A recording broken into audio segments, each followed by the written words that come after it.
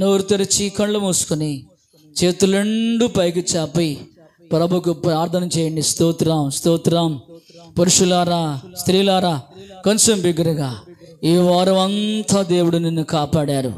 తల్లి, తండ్రి, నీ ప్రయాణాల్లో, నీ వ్యాపారములో, నీ ఉద్యోగంలో, నీ చేతి పనుల్లో, నీ కూలి పనుల్లో, నువ్వు ఎక్కడికి వెళ్ళినా సరే, ఈ ప్రపంచంలో ఎన్ని కిలోమీటర్లు ప్రయాణించినా సరే, ఎన్ని వందల మైళ్ళు ప్రయాణించినా సరే, దేవుడు నిన్ను కాపాడుతూ వచ్చాడు. అందుకు దేవుని స్తుతించు. స్తోత్రం, స్తోత్రం. కొంచెం బిగ్గరగా. ప్రియ దేవుని బిడ్డ, ఇది ప్రభునికి ఇచ్చిన శ్రేష్టమైన సమయం. ఆయన సన్నిధిలో ఉన్న సంతోషం, ఆయన సన్నిధిలో ఉన్న ఆనందం మరువరానిది.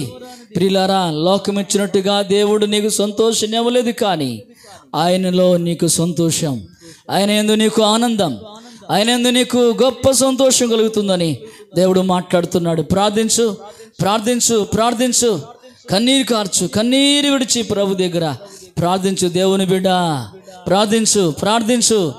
దేవుడు నిన్ను, నీ కుటుంబాన్ని, నిన్ను, నీ భార్యను, నేను నీ భర్తని, మిమ్మల్ని, మీ పిల్లలందరిని దేవుడు ఈ వారం అంతా కాపాడి, ఇదిగో జూలై మాసంలో ప్రభు నిన్ను ప్రవేశపెట్టారు. జూలై 16వ తేదీలో ప్రభు నిన్ను ప్రవేశపెట్టారు. అందుకై కృతజ్ఞత కలిగిన బిడ్డవై, కృతజ్ఞత కలిగిన కుమారుడవై, కుమార్తెవై దేవుని స్తుతించి చేతులు రెండు పైకి లేపి ప్రభువును ఆరాధించు, ప్రభువుని గణపరచు. స్తోత్రం, స్తోత్రం.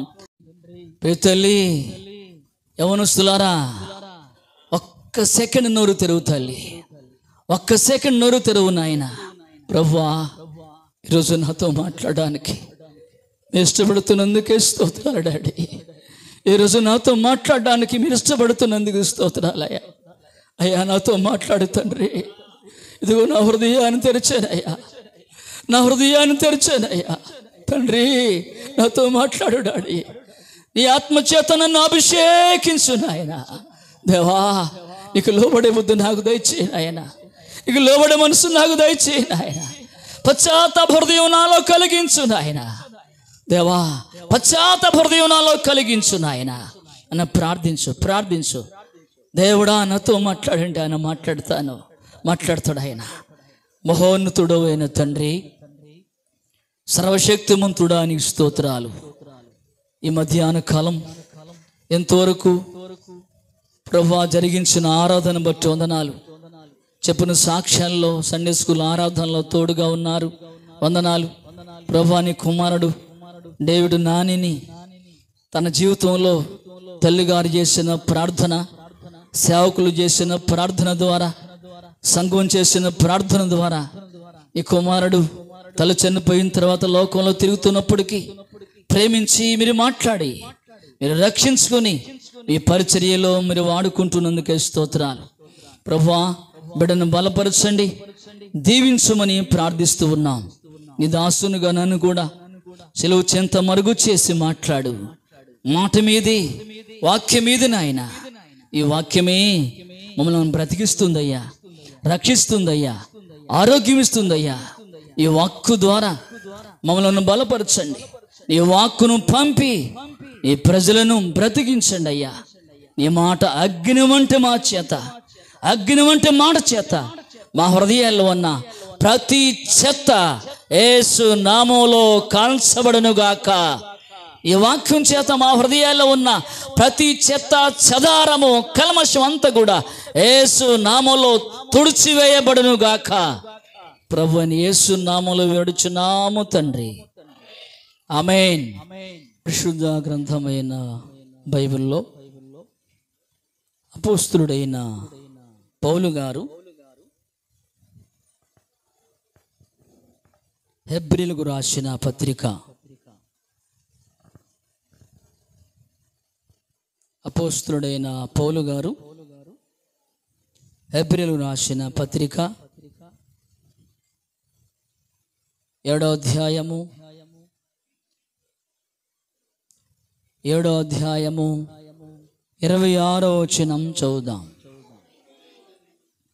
పవిత్రుడును నిర్దోషియు నిష్కల్మషుడును పాపులలో చేరక ప్రత్యేకముగా ఉన్నవాడును ఆకాశ మండలము కంటే మిక్కిలి హెచ్చైన వాడునైన ఇట్టి ప్రధాన యాజకుడు మనకు సరిపోయినవాడు. చాలు. ప్రభునందు ప్రియమైన దేవుని బిడలారా, ఈరోజు ప్రభు మాట్లాడబోతున్న పాఠ్యాంశం పాపులలో చేరక ప్రత్యేకముగా ఉన్న దేవుడు. ఇది మన పాఠ్యాంశం. ప్రియమైన దేవుని బిడలారా, నా యేసుక్రీస్తు ఎవరో తెలుసా? పాపులలో చేరక ప్రత్యేకముగా ఉన్న దేవుడు ఆయన. ఈ ప్రపంచములో ప్రభు యేసుక్రీస్తు యొక్క ప్రత్యేకత ఏమిటంటే, పాపులలో చేరక ప్రత్యేకముగా ఉన్న దేవుడు మనందరి దేవుడు. గట్టిగా చప్పలు కొట్టి దేవుని కనపరుద్దాం. ప్రభు యేసుక్రీస్తు వారు 2000 సంవత్సరాల క్రితమే ఆయన ఈ లోకానికి వచ్చింది. ఎందుకంటే పాపులను రక్షించడానికి వచ్చాడు.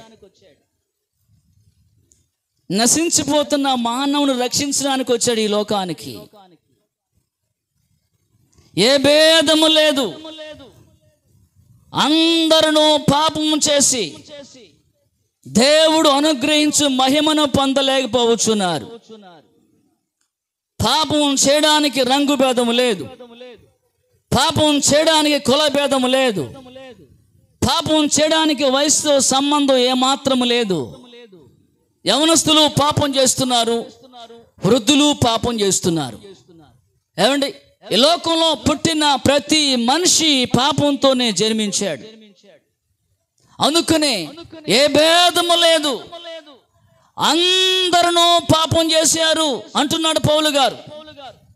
అందరూ పాపం చేసి దేవుడు అనుగ్రహించు మహిమను పొందలేకపోవచ్చున్నారు.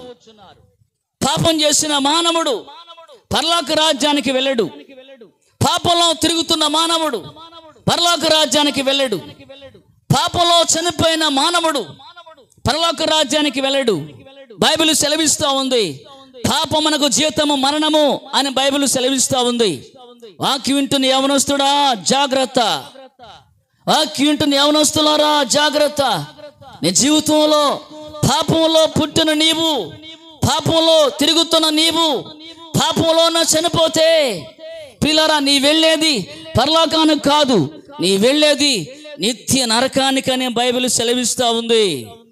ఏమండి, అందుకనే పాపమును ఏమండి విడిపించడానికి, పాపము నుంచి ప్రజలను రక్షించడానికి ప్రభు యేసుక్రీస్తు వారు పరలోక మహిమను వదిలి ఈ లోకానికి వచ్చి పాపుల కొరకు, పాప యొక్క దోషాల కొరకు 2023 ఏళ్ల క్రితమే కపాలం అనే కొండలో ఎదురు దొంగల మధ్య గొలగొతా కొండపై ఆ భయంకరమైన కారు ఎండలో ఆకాశమునకు భూమి మధ్య భాగంలో నా ప్రభు యేసుక్రీస్తు వారు ఆ కపాలం కొండ మీద ఆ శిలువలో తన ప్రశస్తమైన, పరిశుద్ధమైన, నిర్దోషమైన, నిష్కల్మషమైన రక్తమును కార్చాడు. ఆ రక్తం ద్వారా నీ పాపములన్నీ కూడా యేసు నామములో తుడిచివేయబడునుగాక. యేసు నామములో నీ పాపాలన్నీ కడిగివేయబడునుగాక. నీ పాపం కడగకపోతే, నీ పాపాన్ని యేసు రక్తంతో నువ్వు తుడిచివేయకపోతే, ప్రియ దేవుని బిడ్డ, నీ జీవితంలో ఎన్నడూ కూడా పరలోక రాజ్యములో ప్రియులరా పాలు పంపులు లేవని ఈ రోజు నువ్వు గమనించాలని ప్రేమతో మనం చేస్తూ ఉన్నాం. కనుక పాపిని రక్షించడానికి ప్రభు యేసుక్రీస్తు వారు పరిశుద్ధుడుగా, నీతిమంతుడుగా, పాపం లేనివాడుగా ఈ లోకానికి వచ్చి కన్య మరియమ్మ గారిని ఎన్నుకుని పిల్లరా ఆయన మరియమ్మ గారి ద్వారా ఈ లోకంలో శరీరధారిగా జన్మించాడు. అందుకనే బైబిల్ సెలవిస్తూ ఉంది. ఏంటి తెలుసా? తన ప్రజలను వారి పాపముల నుండి ఆయనే రక్షించును. వింటున్నారు ఈ మాట? తన ప్రజలను. వాక్యం వింటున్న దేవుని బిడ్డ, వాక్యం వింటున్న దేవుని సహోదరి, ప్రభు మాట్లాడుతున్నాడు. తన ప్రజలను వారి పాపముల నుండి, తన ప్రజలను వారి పాపముల నుండి ఆయనే రక్షించును, ఆయనే రక్షించును. అందుకనే మన దేవుని పేరు యేసు. యేసు అనగా రక్షకుడు, పాపము నుండి రక్షించగలిగిన వాడు, శాపము నుండి దీవునికరంగా మార్చగలిగిన వాడు. ఆయన పేరే నజరేయుడైన యేసు. గట్టిగా చప్పలు కొట్టి దేవుని కనపరుద్దాం. పరిశుద్ధుడుగా ప్రభు యేసు క్రీస్తు వారు ఈ లోకంలో మరియమ్మ గారి ద్వారా జన్మించాడు. జన్మించిన క్రీస్తు ప్రభు వారు 30 సంవత్సరములు నజరేతు ప్రాంతంలో పెరిగాడు. 30 సంవత్సరాల ప్రక్కన పెడితే 3 సంవత్సరముల 6 నెలలు ప్రభు యేసు క్రీస్తు వారు ఈ ప్రపంచంలో దేవుని యొక్క రాజస్వార్తను బోధించారు. ప్రియ దేవుని బిడ్డలారా, ఆయన దేవుని రాజస్వార్తను బోధిస్తున్న సమయంలో ప్రభు యేసు క్రీస్తు వారు ప్రతి గ్రామానికి వెళ్ళాడు. ఆయన ప్రతి పల్లెకి వెళ్ళాడు. ఆయన ప్రతి పట్టణానికి వెళ్ళాడు. యేసు ప్రభు దేవుని సువార్తను బోధించడానికి. ఆయన పల్లెకి వెళితే పల్లెల్లో పాపులు ఉన్నారు, గ్రామానికి వెళితే గ్రామాల్లో పాపులు ఉన్నారు, పట్టణానికి వెళితే పట్టణాల్లో పాపులు ఉన్నారు. ప్రియ దేవుని బిడ్డలారా, ప్రభు యేసు క్రీస్తు వారు గ్రామాల్లో పాపులు ఉన్నా, ప్రభు యేసు క్రీస్తు వారు పట్టణాల్లో పాపులు ఉన్నా, ప్రభు యేసు క్రీస్తు వారు పల్లెల్లో పాపులు ఉన్నా, ప్రియులారా, ఆ పాపుల మధ్య నా యేసు క్రీస్తు వారు పాపం అంటకుండా, ఇహలోక మాలిన్యము అంటకుండా, ప్రియులారా, ఇహలోక మాలిన్యం అంటకుండా, పాపము అంటకుండా ప్రభు యేసు క్రీస్తు వారు ప్రత్యేకముగా ఉన్న దేవుడు. గట్టిగా చప్పలు కూడా దేవుని కనపరుద్దాం. అందుకనే బైబిల్ అంటుంది, నా యేసు ఎవరో తెలుసా? పాపులలో చేరక ప్రత్యేకముగా ఉన్న దేవుడు ఆయన. వాక్యం వింటున్న సహోదరి, వాక్యం వింటున్న సహోదరుడా, నువ్వు రక్షించబడ్డావు. ఉద్యోగం చేస్తున్నావా? నీ స్థలములో పాపులు ఉన్నారు, ప్రత్యేకంగా జీవించు. కూలిపని చేస్తున్నావా? ఆ కూలిపనిలో పాపులు ఉన్నారు, ప్రత్యేకంగా ఉండు వారి మధ్యలో. వ్యవసాయం చేస్తున్నావా? వ్యవసాయ పనిలో నీ ప్రక్కన పాపులు ఉన్నారు, ప్రత్యేకంగా ఉండు వారి మధ్యలో. లేకపోతే నువ్వు ఏ కార్యం చేసినా సరే, ఏ పట్టణానికి ప్రవేశించినా సరే, ఏ పల్లెకి వెళ్ళినా సరే, ఏ గ్రామానికి పోయినా సరే, ఆ స్థలములో ప్రియులారా పాపులు నీ మధ్యలో నివాసం చేస్తున్నారు. పాపులు నీ మధ్యలో నివాసం చేస్తున్నప్పటికీ ఆ పాపుల మధ్య ఇహలోక మాలిన్యం అంటకుండా, ఇహలోక పాపము ప్రియులారా నీ జీవితానికి, నీ హృదయానికి, నీ ఆత్మకు అంటకుండా యేసు క్రీస్తులాగా పాపలో చేరక నువ్వు ప్రత్యేకముగా ఉన్నట్లయితే పరలోక రాజ్యము నీ సొంతం అవునుగాక. ఆమేన్. గట్టిగా చప్పలు కూడా దేవుని కనపరుద్దాం. నేనంటాను, క్రైస్తవురాలు ఒక ప్రత్యేకమైన జీవితాన్ని జీవించాలి. క్రైస్తవుడు యేసుక్రీస్తు రక్తం ద్వారా కడగబడిన దేవుని పిల్లరా 100 మంది పాపుల మధ్య నిలబడినా గాని వారి జీవితం సపరేట్గానే ఉండాలా. 1000 మంది పాపుల మధ్య ఉన్నప్పటికీ 1000 మంది పాపుల మధ్య ఇహలోక మాలిన్యం అంటకుండా సపరేట్గానే ఉండాలి నీ జీవితం. లేక 10,000 మంది పాపుల మధ్య నువ్వు ఉంటున్నప్పటికీ, ఆ 10,000 మంది పాపుల మధ్య నువ్వు సంచారం చేస్తున్నప్పటికీ, 10,000 మంది పాపుల మధ్య, 10,000 మంది అన్య జనాంగ మధ్య, 1000 మంది దేవుణ్ణి ఎరగని వారి మధ్య నువ్వు ఎలా ఉండాలంటే యేసుక్రీస్తులాగా ప్రత్యేకముగానే బ్రతకాలి. గట్టిగా చప్పలు కూడా దేవుని కనపరుద్దాం. అది నిజమైన అసలైన భక్తి అంటే అలాంటి వారు చేస్తారు. అంతేగాని 6 నెలలు వారితో సహవాసం చేస్తే వారు వీరవుతారు, వీరు వారవుతారు అన్నట్లుగానే ఉండకూడదు. అలాగంటే నీ భక్తి అంతా కూడా ప్రియులారా పాడైపోతుంది, నీ విశ్వాసం అంతా కూడా పాడైపోతుంది. కానీ నా యేసు ఎవరో తెలుసా? పాపులలో చేరక ప్రత్యేకముగా ఉన్న దేవుడు. గడగ చప్పలు కూడా దేవుని కనపరుద్దాం. అందుకనే పేతురు గారు రాస్తాడు, ఏం తెలుసా? ఆయన పాపము చేయలేదు. వినాలి మాటలో, ఆయన పాపము చేయలేదు, ఆయన నోట ఏ కపటమును. అదండి ప్రత్యేకత, అది ప్రత్యేకత.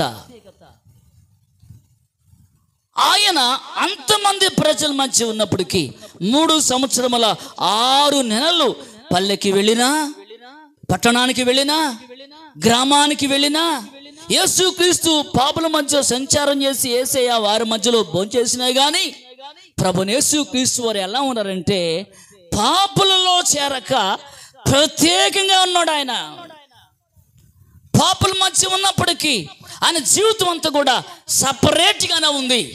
ఆయన జీవితం అంతా కూడా పరిశుద్ధముగానే ఉంది. ఆయన జీవితం అంతా కూడా ప్రియులారా పవిత్రంగానే ఉంది. అందుకనే పౌలు గారు రాస్తాడు, పవిత్రుడును నిర్దోషియు నిష్కల్మషుడును చెప్పండి, పాపులలో చేరక ప్రత్యేకముగా ఉన్నవాడును ఆకాశ మండలము కంటే మిక్కిలి హెచ్చైన వాడునైనా ఇటు ప్రధాన యాజకుడు మనకు సరిపోయిన వాడు. గట్టిగా చప్పలు కూడా దేవుని కనపరుద్దాం. నా యేసు ప్రభువారు పవిత్రతలో సరిపోయిన దేవుడు ప్రపంచానికి. నా యేసు ప్రభువారు ఏమండి పవిత్ర జీవితంలో ప్రపంచానికి సరిపోయిన వాడు, దోషం లేకుండా జీవించిన వాడు, పాపం లేకుండా జీవించిన వాడు.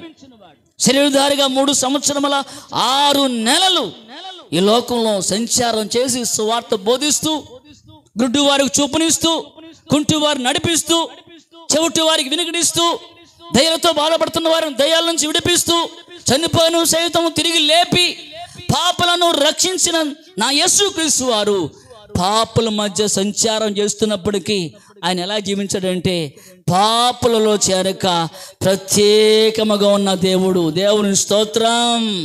అందుకని హెబ్రీ పత్రిక 4:15 ఏం చెప్పాడు చూడండి పౌలు గారు.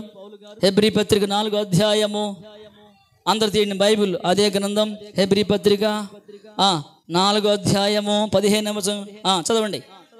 మన ప్రధాన యాజకుడు మన బలహీనతల యందు మనతో సహానుభవం లేనివాడు కాడు గాని సమస్త విషయములలోనూ మన వలనే శోధింపబడినను ఆయన పాపము లేనివాడిగా ఉండెను. అబ్బా ఎంత మంచి మాట అండి ఇది. మీరు అండర్లైన్ చేసుకునే మాట, మార్కు కొట్టుకోండి ఈ మాట. పౌలు గారు మాట్లాడుతూ ఏమన్నారంటే మన ప్రధాన యాజకుడని యేసుక్రీస్తు ప్రభువారు మన బలహీనతలందు మనతో సహానుభవం లేనివాడు కాడు గాని సమస్త విషయములలో, వినాలి మాటలో చూడండి, సమస్త విషయములలో మన వలనే ఆయన శోధింపబడినను. ఎలా ఉన్నాడు ఆయన? పాపము లేని వాడిగా. ఇలాంటి దేవుడు ఎక్కడ ఉన్నాడండి ప్రపంచంలో? ఇలాంటి దేవుడు ఎక్కడ ఉన్నాడు ప్రపంచంలో? యేసుక్రీస్తు ప్రభువానికి సొంత ఇంటి వారి ద్వారా శోధనలు వచ్చాయి. యేసుక్రీస్తు ప్రభువారికి శాస్త్రులు పరిశీలన ద్వారా శోధనలు వచ్చాయి. యేసు ప్రభువారిని ప్రజలు రకరకాలుగా మాట్లాడి ఉన్నారు. యేసు ప్రభువారికి శోధనలు కూడా వచ్చాయి. బైబిల్ మాట్లాడుతుంది ఏమని తెలుసా? మనం ప్రధాన యాజకుడు మన బలహీనతలు యందు మనతో సహానుభవం లేనివాడు కాడు గాని, ఏమని రాయబడింది అక్కడ? సమస్త విషయములలో, కొన్ని విషయాలు కాదండి, సమస్త విషయములలో మనవలని ఏం రాబడింది అక్కడ? మనవలని శోధింపబడినను ఎలా ఉన్నాడు ఆయన? పాపము లేని వాడిగా ఉన్నాడు. గడిగ చప్పలు కొట్టి దేవుని కనపరిద్దాం. ఇంటున్న దేవుని బిడ్డ, నీ ఇంటిలో శోధనలు వస్తున్నాయా? భార్య ద్వారా, భర్తగా నీకు శోధన కలుగుతుందా? భర్త ద్వారా భార్యగా నీకు శోధన కలుగుతుందా? లేకపోతే కన్న కొడుకు ద్వారా, కన్న కుమార్తె ద్వారా ఇంటిలో శోధనలు ఏమైనా కలుగుతున్నాయా? లేకపోతే నువ్వు చేసే ఉద్యోగ స్థలాల్లో ఏమన్నా శోధనలు కలుగుతున్నాయా? నీ వ్యాపార స్థలంలో ఏమన్నా, నీ జీవితంలో శోధనలు ఏమన్నా కలుగుతున్నాయా? లేకపోతే నీ బంధుమిత్రుల వల్ల ఏమన్నా శోధనలు నీ జీవితంలో కలుగుతున్నాయా? బైబిల్ అంటుంది, ఆయన మనవలనే సమస్త విషయములలో శోధింపబడినను ఆయన పాపము లేనివాడుగా ఉండెను. పాపం లేనివాడిగా బ్రతికాడండి ఆయన. ప్రియ దేవుని బిడ్డ, జాగ్రత్త.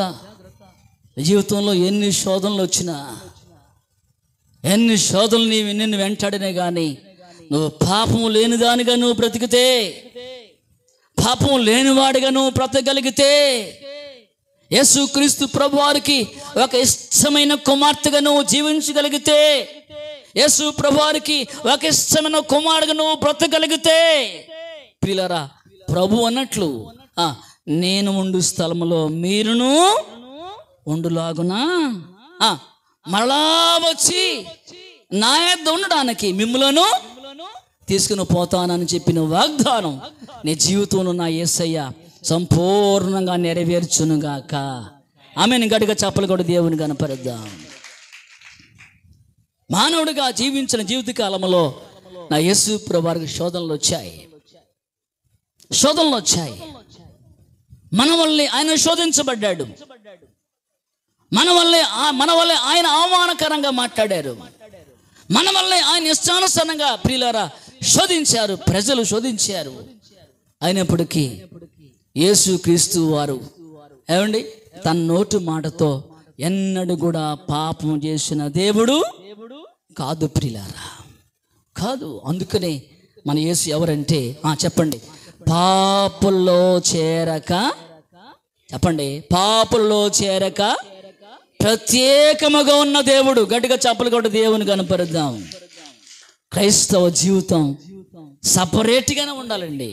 ఎంతమంది పాపులు నీ చుట్టూ ఉన్నప్పటికీ, ఏమండి, ఎంతమంది త్రాగుబోతులు ఏమండి నీ చుట్టూ ఉన్నప్పటికీ, ఎంతమంది వ్యభిచారం చేసేవారు నీ చుట్టూ ఉన్నప్పటికీ, ఎంతమంది సినిమాలు చూసేవారు నీ చుట్టూరు ఉన్నప్పటికీ, ఎంతమంది చెడు స్నేహితులు చెడు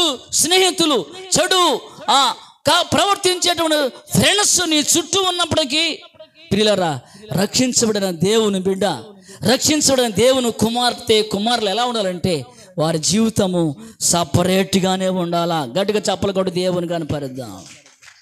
ఏమండి, ఒక యవనస్తుడా, కాలేజీలో స్టడీ చేస్తున్నావా? మంచిదే. యవనస్తురాలా, నీ కాలేజ్ జీవితం స్టడీగా ఉన్నదా? నీ ప్రక్కన ఎంతమంది యవన పురుషులు లేరు? నీ ప్రక్కన చుట్టూరా ఎంతమంది యవన పురుషులు లేరు?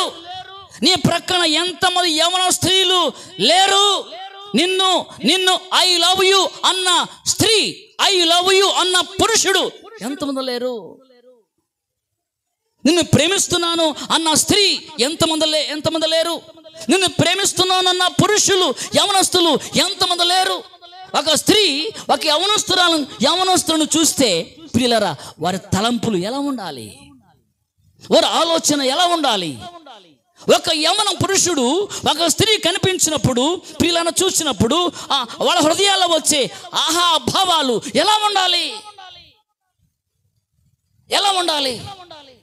ప్రభువైన యేసుక్రీస్తు వారు స్త్రీల మధ్య సంచారం చేసిన ప్రభువైన యేసుక్రీస్తు వారు ప్రియులారా స్త్రీల మధ్య సంచారం చేసినా కానీ ప్రభువైన యేసుక్రీస్తు వారు తన చూపులో పాపం లేనివాడుగా బ్రతికాడు. గట్టిగా చప్పలు కూడా దేవుని కనపరుద్దాం. అందుకనే నా యేసు ప్రభు ఎవరు తెలుసా? పాపులలో చేరక ప్రత్యేకముగా ఉన్న దేవుడు. ఏమండి, ఆయనకు సరిపోయిన దేవుడు ఈ ప్రపంచంలో ఎవడు లేడు. అందుకనే పరమగీతాల్లో రాయబడిన మాట ఏమని తెలుసా?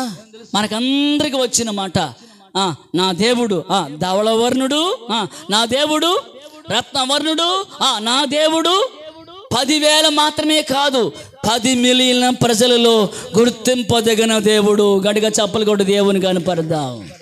అందుకనే కోట్ల మంది మహాదూతలు ప్రభువైన యేసుక్రీస్తు వారు సింహాసనం మీద కూర్చున్నప్పుడు, కోట్ల మంది మహాదూతలు ఆయన సింహాసనం చుట్టూ కూర్చున్నప్పుడు, సింహాసనం మీద కూర్చున్నప్పుడు సింహాసనం చుట్టూ నిలబడిన మహాదూతలు పిల్లల 2 రెక్కలతో కళ్ళు కప్పుకొని, 2 రెక్కలతోనేమో పాదాలు కప్పుకొని, 2తో ఎగురుతూ ఆయన గురించి గాన ప్రతిగానం చేశాయి. అవును, యేసు క్రీస్తు యొక్క పరిశుద్ధత, యేసు క్రీస్తు యొక్క పవిత్రత కోట్ల మంది మహాదూతలే వర్ణించలేకపోయారు. ప్రియ దేవుని బిడ్డలారా, అందుకనే నా యేసు ఎవరో తెలుసా? పాపులలో చేరక ప్రత్యేకముగా ఉన్న దేవుడు.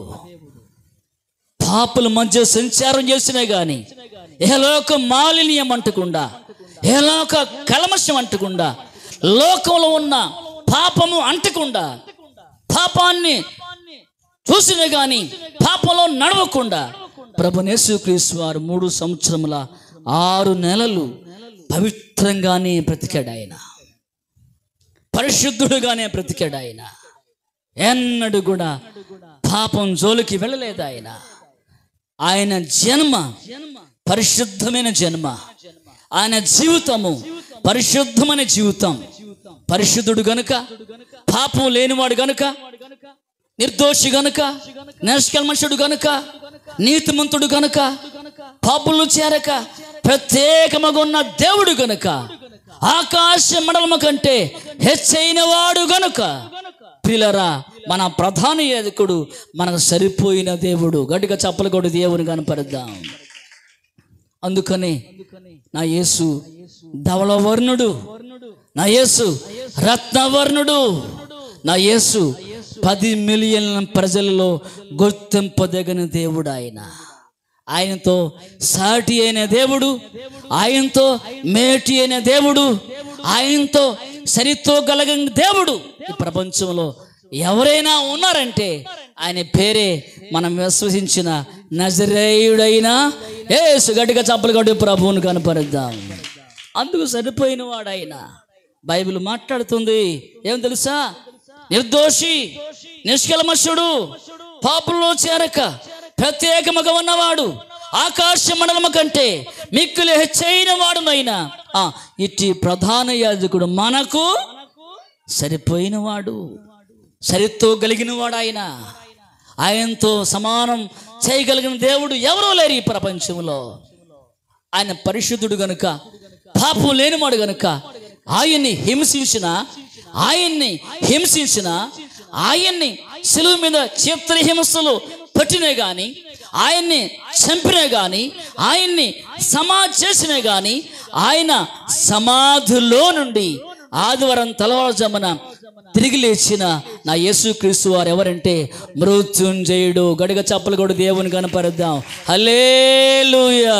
దేవుని బిడ్డ ఆయన పరిశుద్ధుడు కనుక ఆయన చంపిన, సమాధి చేసినే గాని ఆ సమాధిలో నుండి నా యేసు ఆదివారం తెల్లవారుజామున మృత్యుంజయుడై ఆయన పరలోకానికి వెళ్ళిన క్రీస్తు.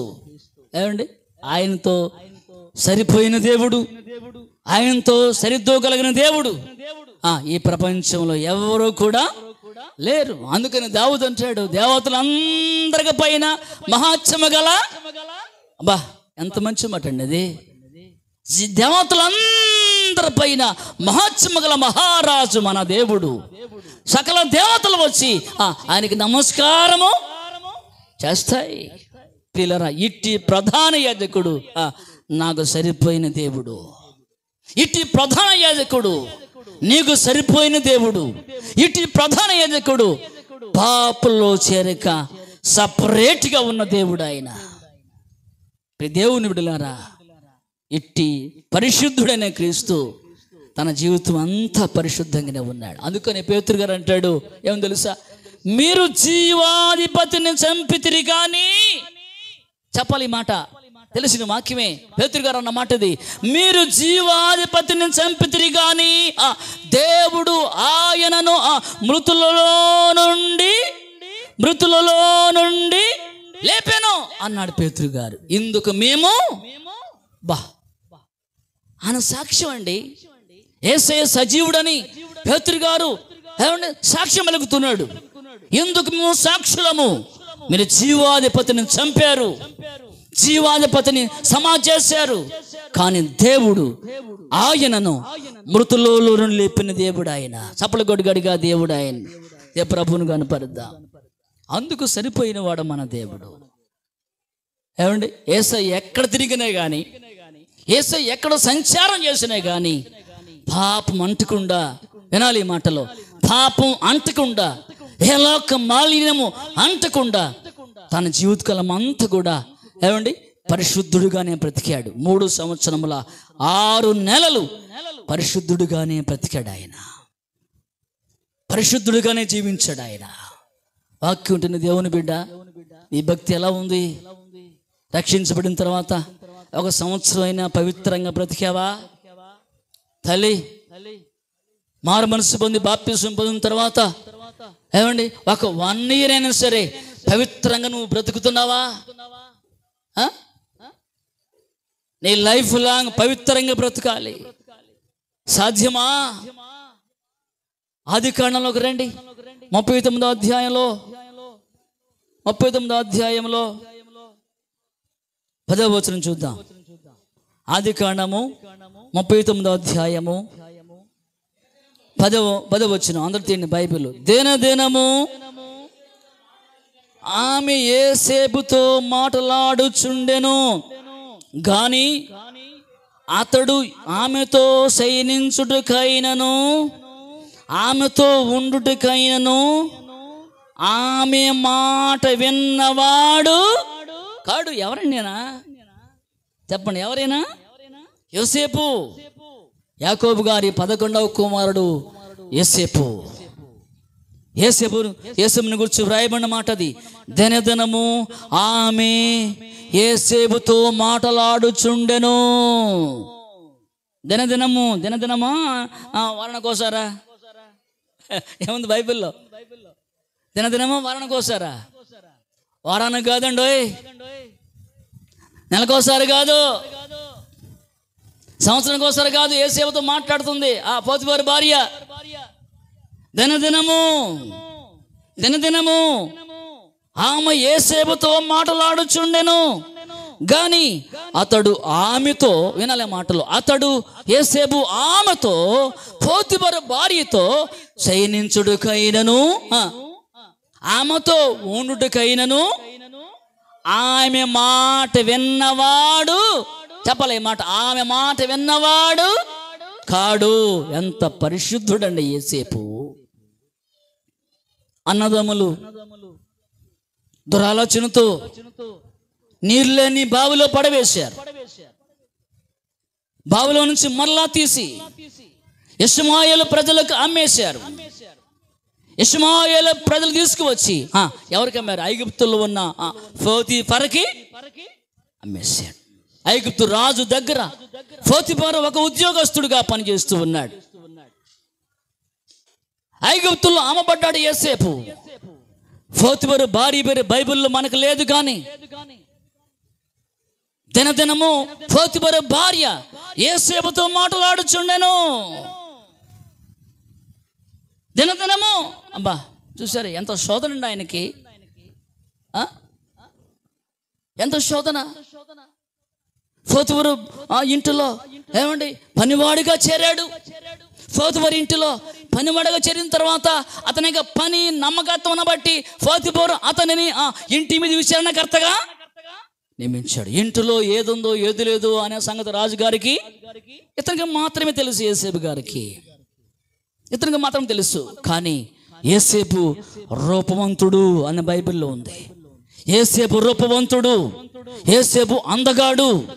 రూపాన్ని చూసిన ఆమె, అందను చూసిన ఆమె లో సాతాను ప్రవేశించి యేసేపుని ఎట్టకేలకు పడగొట్టాలి, యేసేపుని ఎట్టకేలకు ఆత్మీయ జీవితంలో పతనము చేయాలి, యేసేపుని ఎట్టకేలకు ఆత్మీయతలు ఎదగకుండా చేయాలి, దేవునికి పనికి రాకుండా చేయాలి, పరలోకం వెళ్లకుండా చేయాలి.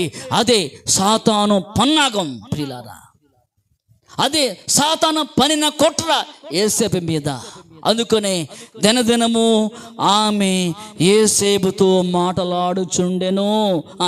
ఏమని రాయబడింది అక్కడ? గాని యేసేపు ఆమెతో శయనించుడికైనను, ఆమెతో ఉండుటకైనను ఆమె మాట విన్నవాడు ప్రత్యేకంగా ఉన్న తన జీవితం అంత ప్రత్యేకంగానే ఉంది.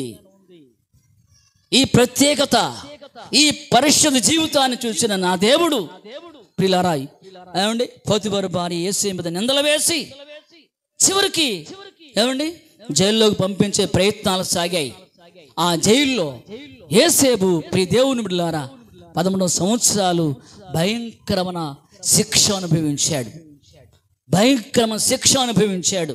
అన్నదమ్ముల చేత వెలివేయబడి, బావిలో పడవేయబడి, అక్కడి నుంచి తీయబడి, పోతిఫరింటికి రాబడి, అక్కడి నుంచి మరలా నిందలు అనుభవించి జైలుకు రాబడిన యేసేపు జీవితంలో ప్రియులారా, జైల్లో కూడా నా యేసేపు సపరేట్గానే బ్రతికాడు. గట్టిగా చప్పలు కూడా దేవుని కనపరుద్దాం. ఆ జైల్లో ఉన్న ఖైదీలందరికీ యేసేపు యజమాని ఎవరట? ఆయన చెప్పినట్టు చేయలేసిందే, యేసేపు చెప్పిందలా చేయలేసిందే మిగతా ఖైదీలందరూ కలిసి. ఏమండి ఆక్యుంటున్న దేవుని బిడ్డ, ఈ ప్రత్యేకత చూసిన దేవుడు, ఈ విశ్వాసం చూసిన దేవుడు, ఈ భయభక్తులు చూసిన ఆ దేవుడు, ఈ ప్రార్థనా జీవితాన్ని చూసిన ఆ దేవుడు, ఈ పవిత్ర జీవితం చూసినటువంటి ఆ దేవుడు జైల్లో నుంచి తీసుకురాబడ్డాడు. రాజుగారి కన్న కాళ్ళకు భావం చెప్పాడు. దేవుడే రాజుగారి ద్వారా ఐగుప్తు దేశానికి అన్యజనుల మధ్య వేలాది మంది ప్రజల మధ్య నా యేసేపుని దేవుడు సింహాసనాన్ని ఎక్కించాడు. గట్టిగా చప్పలు కూడా దేవుని కనపరుద్దాం. కొంచెం గట్టిగా చప్పలు కూడా దేవుని కనపరుద్దాం. ఏమండి అన్నదమ్ముల మధ్య ఉన్నా వినాలి, అన్నదమ్ముల మధ్య ఉన్నా, బావిలో ఉన్నా, పోతిఫరింటిలో ఉన్నా, జైల్లో ఉన్నా, ఐగుప్తు సింహాసనాన్ని అధిష్ఠించినా కానీ యేసేపు జీవితం ఎలా ఉందంటే సపరేట్గానే ఉంది, సపరేట్గానే ఉంది, ప్రత్యేకంగానే ఉంది. పరిశుద్ధుడుగానే బ్రతికాడు ఆయన.